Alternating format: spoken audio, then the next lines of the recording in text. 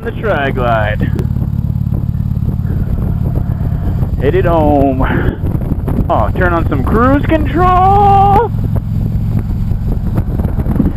Slow down a little. 30 something. Damn it, he moved his mirrors. One is the loneliest number. I got everything. I hope I'm still recording my voice. Too many times I've had problems with this thing. Too many times.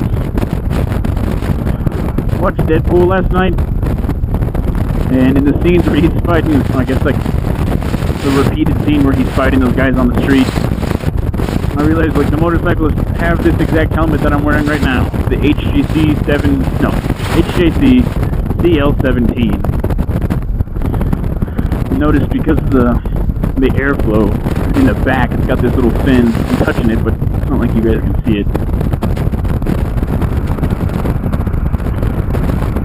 Pretty cool. I don't know what I'm gonna do. I'm just gonna go straight.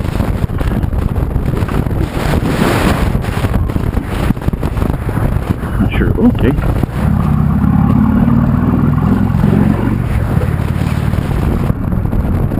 Like it saw me coming.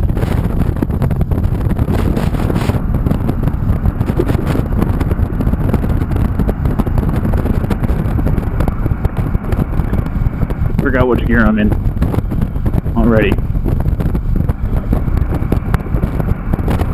Pretty sure I'm in 4th.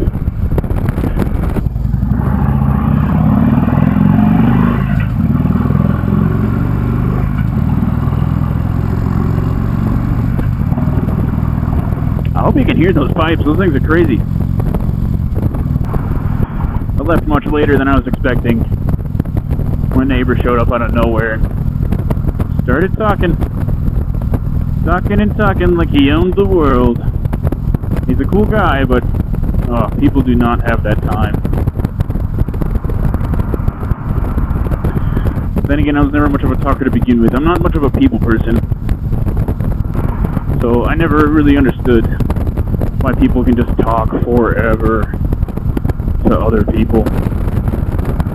But if it makes them happy, and if other people have time and don't mind, who am I to say don't? Oh god, this is like sitting in a lazy boy with 3 wheels that can fly. Because I'm getting like this wind right here, and like some wind down here. That's it. Like no buffeting. Maybe the camera's in a different angle, like right outside this little thing right here, and might be getting some wind feedback for the audio, but I am free of the wind. And it's got the floorboards. It's like I'm just sitting in a sofa. Oh gosh. Alright, let's talk about this bike, I guess. So this bike is super, super heavy. Geez, it's probably like 1,200 pounds. Obviously because it's got the whole 3-wheel deal going in the back. I think it's a limited or unlimited, like electric glide or something body. So it's originally a touring motorcycle that Harley Davidson just put 3 wheels on with their own kit and made it a tri-glide. That's what its official name is called, a tri-glide. That's why I feel like it's an electric glide, but I also don't know the touring models of the Harley Davidsons that will. There's Castle Rock up there, American flag flying around. Anyways, so my dad bought it because he's been riding for years. He used to live in Buffalo, New York, and he would ride through the rain, the snow of Buffalo all the time with this like 650 Yamaha Maxim or something like that. Anyways, and he wanted to get a bike for very, very long, but by the time he actually could get a bike, all of us were in college, they could afford it. He didn't really trust his knees. And he was like, okay, maybe the Can-Am Spyder. And so for like, I don't know, 3 months, he was pretty in love with that Can-Am Spyder. And the more he thought about it, the more he was like, yeah, this is the trike, I guess, for me. And then he heard that Harley Davidson came out with this beautiful machine, the Trike Lite. I'm not sure what year they started making this thing, but it is beautiful. And obviously, Honda Goldwing, they have trike versions of that. They have like trike versions of everything, and they also have trike kits that you can put on like training wheels for motorcycles. But he didn't want to have to deal with that. He just wanted something that came as a trike. So he was looking at these things, and for years and years and years, he loved the Trike Lite.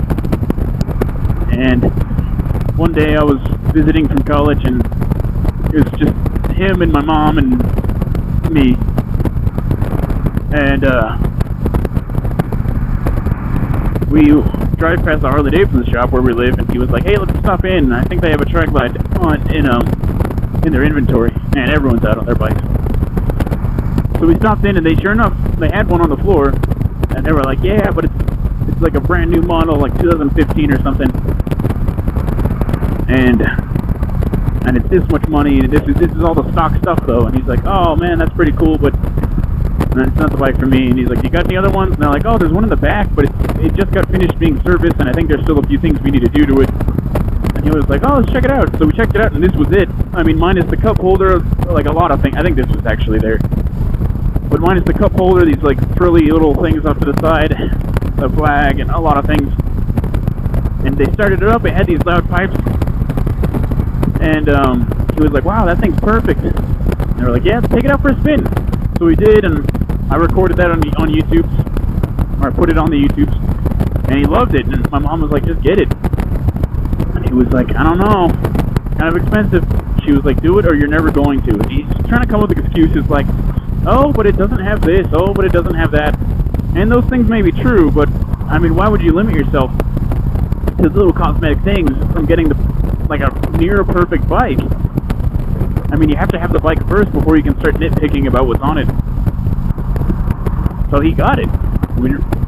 He rode it home that night, and he's had it for a while now. I might have given the date wrong, 2015 kind of thing. But I think he's had it about 2 years. Yeah, he's had it for about 2 years now. So, yeah, he did that, and I was like, man, that thing is the shit. And I saw the bike, and I was like, oh my god, I want to get a motorcycle. And I didn't necessarily want to get that VTX that I have. I wanted to get a Harley super bad, but they are so expensive. And I tried negotiating so many different Harleys with so many different dealerships, and they would not come down. I was like, I'm a college student. I can't afford anything really over like $5,000, like to make a payment. I don't have any credit either. And they're like, okay. Well, what about this new Street 750 model that came out? And it's a good-looking bike, but I was like, man, if I'm going to be traveling to the Colorado Springs from Parker all the time, I can't have like a little 750. I want something that's like 900 or more. And so they were like, oh, okay, man, show me all their regular bikes with 1400cc, the 88 cubic inch bikes that they have. And they're all beautiful, but they just would not come down. Like the cheapest I think I heard was 8,000. And I could not spend 8,000 at the time. They said I didn't think I could. And they were like, okay, well, you can't spend that much money, so what about this Street 750? They honestly kept offering this stupid Street 750. Good God, I don't want that bike. It's too tiny. It's physically too small for me as well. So I was thinking more and more that either motorcycle wasn't going to happen or just getting a Harley wasn't going to happen. And then I heard of a cool place that's like a consignment motorcycle stop where they have used bikes, and it's not really their inventory. I guess it's their inventory, but it's like other people who get in contact and say, I want to sell my bike. And they're like, cool, just leave it here, tell us how much you want to sell it for. It's still your bike. It's not our bike, but when we sell it, we'll get a chunk of whatever we sell it for, and you'll get the rest. And so I went there and we checked out some of their bikes, and they had a lot of nice bikes. They were called Motorado, like just around Denver area. And so we went there and checked out their bikes, pretty good bikes, and that's where I first saw the VTX. I saw the 1300R, the retro model.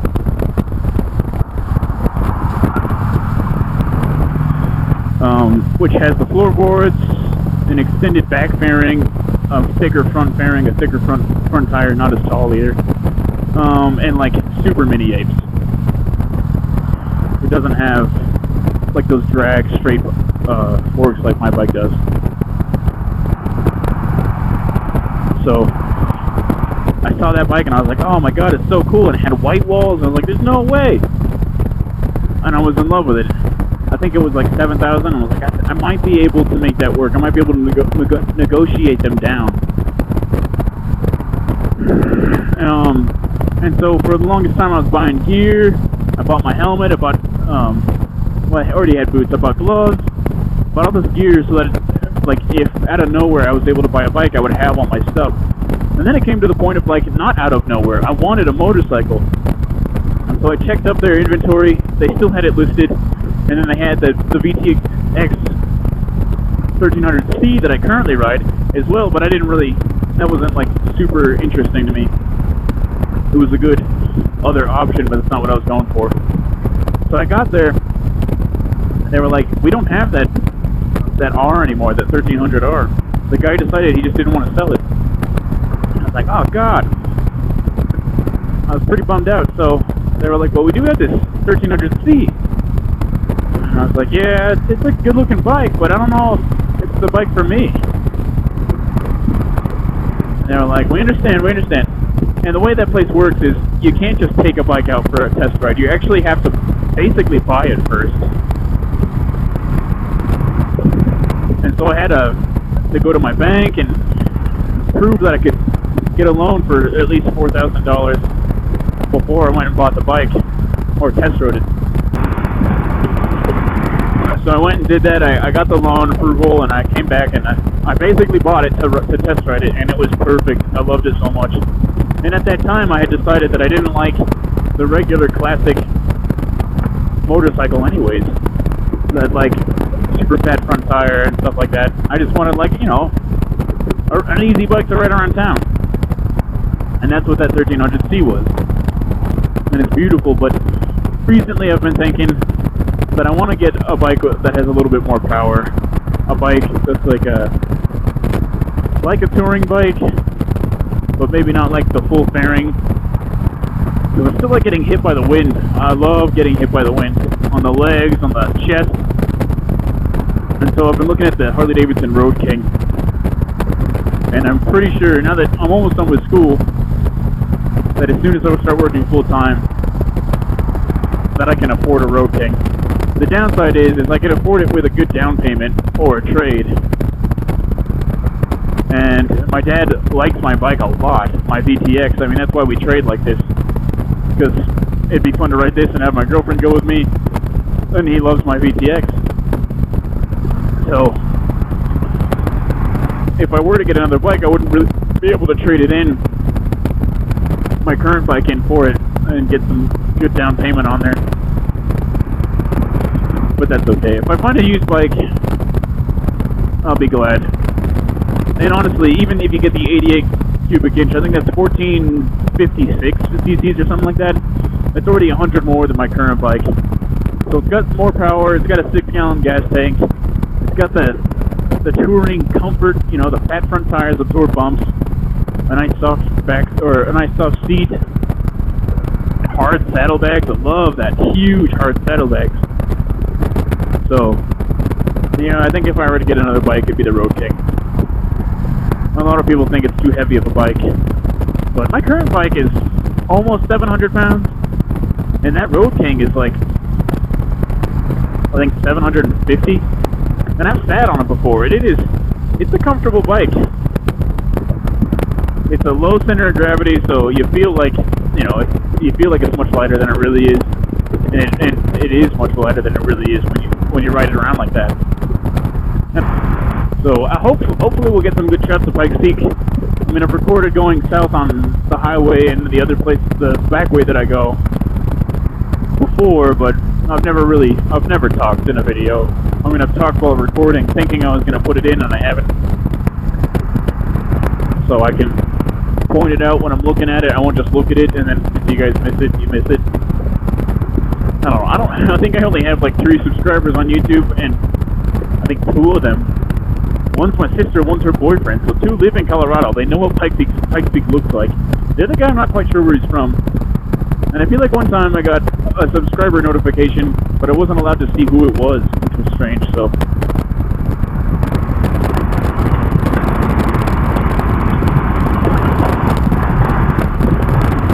Oh, that sun's nice and warm.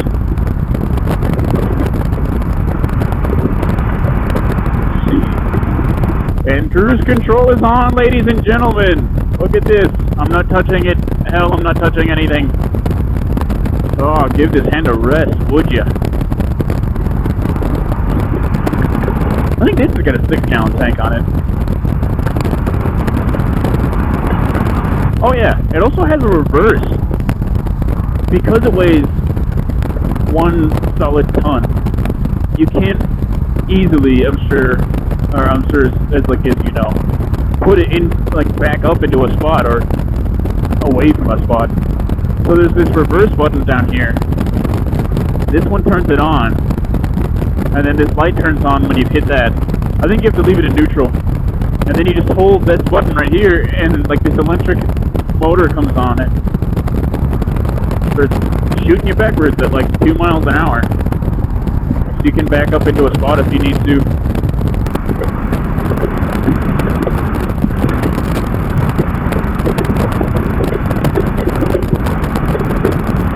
For some reason, cruise control is not working.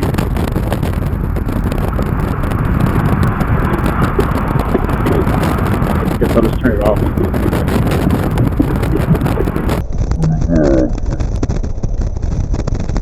Got another guy on trike over there. I hope I got that on the camera.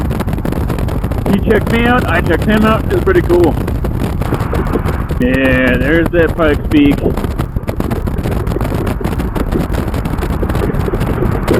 So, I guess this is about as close to it as I live. But that's pretty close, I feel like. And there's always a homeless man. There he is. Always somebody homeless down at this corner. I always feel funny about riding a motorcycle when there's homeless guys. It's like... I don't know. I guess I shouldn't feel like they're here for me. And oh, he's exposed and he's got to make eye contact. I think everyone feels a little guilty with homeless people sometimes. They want to help them out, but they don't really want to, and they also don't want to look at them. I feel like I've got to whisper. Oh, I can't breathe, it's getting stuffy.